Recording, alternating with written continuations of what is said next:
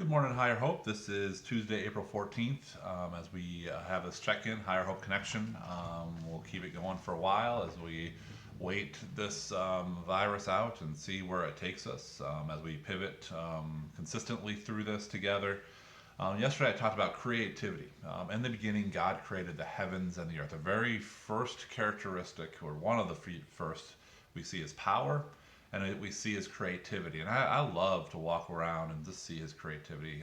My wife likes zoos and elephants and zebras and all the different animals that you see at a zoo, and even flowers. Right now is a beautiful time to be outside and look at those. And so we know that God is a creative God. We know that we are created in his image. And we also know that God created this place called Eden, which means pleasure or delight. And it is filled with senses. And if you read Genesis chapter 2, you'd see that there's smells and there's tastes and there's sights and there's tactile, all the senses, sounds of the birds, and there's all these things that are fully alive in the garden, like you've never been seen before, greater than Disney World or someplace like that. Like this is Eden is this perfect place, this perfect garden with trees and the beauty, and there's a lot of life in it. And he says to Adam, he says the Lord God took the man and he put him in the garden. So he says, here you go. This is where you're going to be, to work it and to take care of it. And the picture of that is that there was a lot of beauty there already, but there was a lot of work to be done to make it even more beautiful. There's raw material there that he says, Adam, I want you to create your own things here. I gave you some great things to work with, some great tools, and now you be one of the commands that he gives us is to create out of what he's given us. And so yesterday I challenged you to really start thinking that way of not being a consumer, but to be a creator. Don't just take stuff in all the time. Don't just look at the internet all the time. Don't just watch TV all the time. Don't just read magazines or whatever you do to fill your time of sitting and just taking things. God didn't create us just to consume. He created us to create. And I think part of us being alive and being like vibrant is this idea of what can we do to create. Now it may look differently for every one of us, but we're all designed to create. And what happens in us is that we are habit forming people, and so we get in this groove. Our brain is actually built that way. That way we don't have to think about it. We do the same thing over time. And consumption, the easy thing about consumption and being a consumer is we do the same thing over again. And it becomes easy, it becomes rote, it becomes patterned. Creation is the opposite of that. So God created that in us, that there are some things that need to be patterned, that just take the pressure off having to think about it, like getting up in the morning. We don't have to think about how we do it, or driving to a certain place. We just kind of, our mind knows how to do it. But he also put in us this opportunity to create. And there's something that when we're in the middle of a creative thing, that our mind becomes alive. So a lot of times, like, I'm not creative. That's not true. We all are creative. We just sometimes haven't pushed our brain in that section of it to work hard at creating it. It's something that grows. God says, fan into flame the gift of God. Like wave it, like start with a spark and wave it in. I think that's how this works for our creativity. And what happens too is we have excuses for why we're not creative.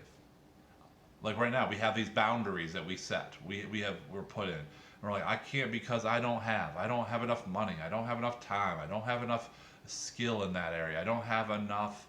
And we put some parameters are true, some are not, that we have to break down. But we create these obstacles of like why we can't.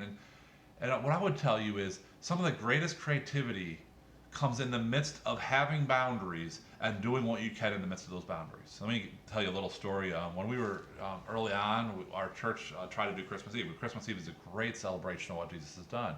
And so we did some things that just didn't work. We couldn't do candles, like real candles, and so we had a twist candle, and that didn't have the right feel to it. And we ended up moving to a school for worship, and they didn't open up the school for us on Christmas Eve. And so we could have said we can't do Christmas Eve. And then we started thinking inside the parameters of what we do have.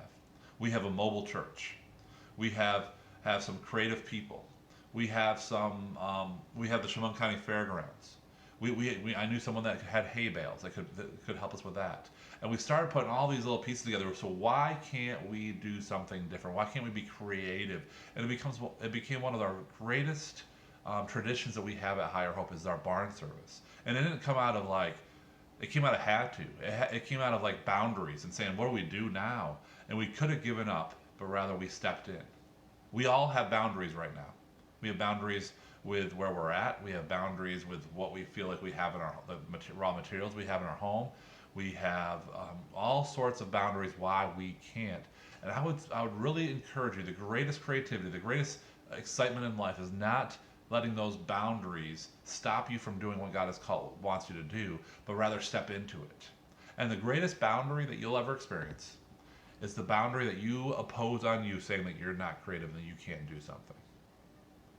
See, we are not static people. We are dynamic. We grow, we develop, and you may not be a great guitarist right now, but you may be. Maybe you're not a great writer right now. But over time and hours of practice and just enjoying it, you may be. You may not be good at painting, but maybe you are and you just haven't fanned it in the flame yet. Rather than taking this week, this is real my challenge to you, rather than taking this week and just consuming and just like taking time, take time, set out chunks of time and say, all right, I'm not going to let the computer drive me for this hour, for this 2 hours. I'm going to create something. I'm going to write. I'm going to paint. I'm going to draw.